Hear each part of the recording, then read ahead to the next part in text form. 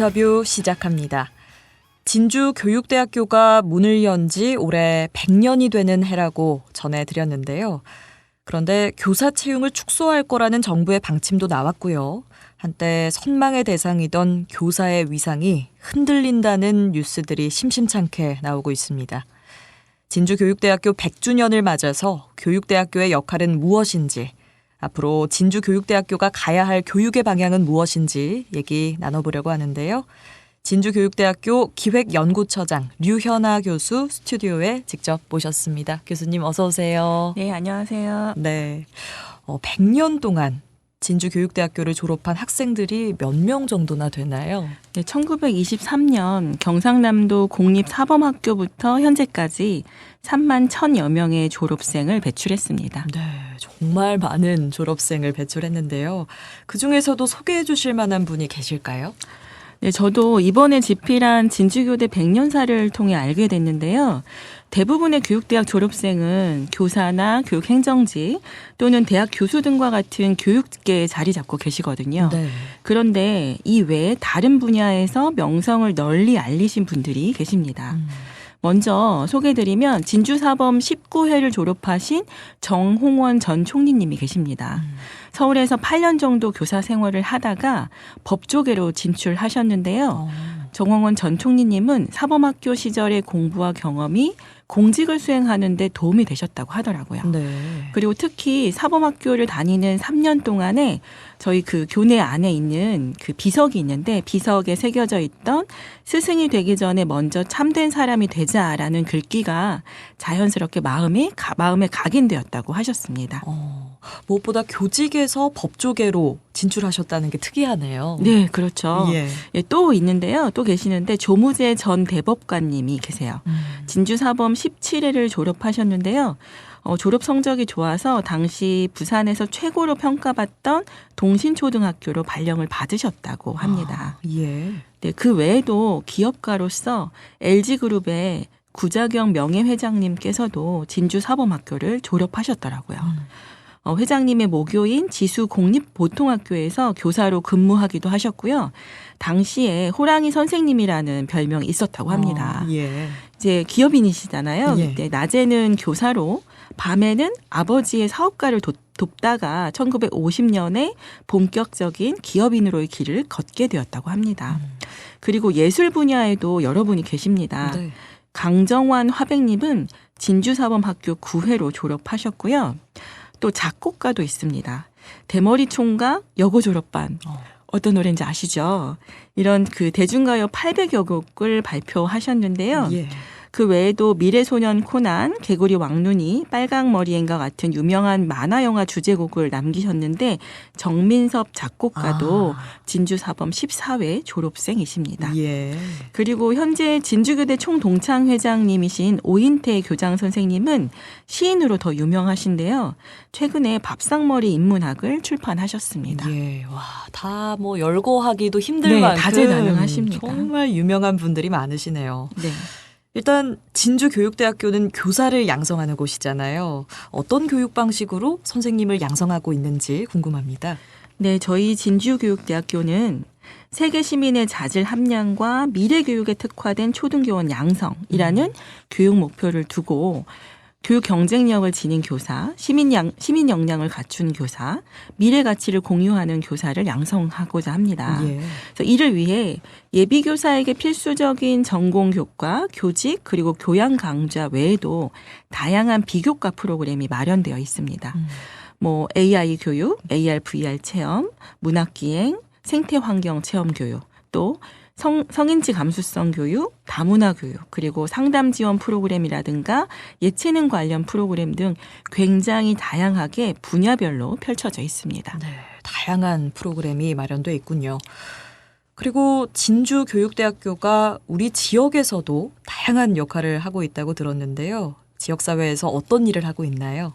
네, 저희 진주교대는 경남의 유일한 초등교원 양성대학으로서 지역에서 진주교대 역할의 범위는 매우 넓고 다양합니다. 기초학력 지원부터 초중등학교 교육, 다문화 교육, 평생교육까지 교육 전반을 맡고 있다고 해도 과언이 아닐 거예요. 먼저 교육, 문화, 체험의 공간 그리고 그와 관련된 프로그램을 제공하고 있는데요. 네. 도서관, 박물관, 문화관, 메이커스페이스 등에서 지역민이 함께하는 인문학 강의, 독서 프로그램, 멘토링, 다문화 교육, 메이커 교육 등을 운영하고 있습니다.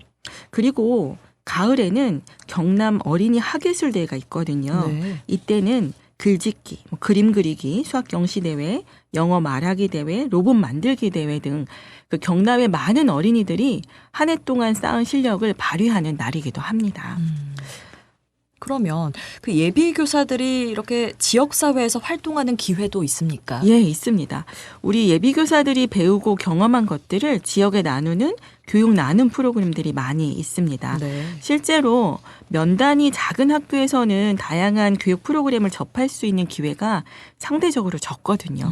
그래서 도심과 다소 거리가 있는 초중등 학교를 찾아가는 교육 나눔으로 수학 체험 교실이나 각 교과의 학습 지원 프로그램 그리고 찾아가서 함께하는 음악회 등이 있습니다. 예.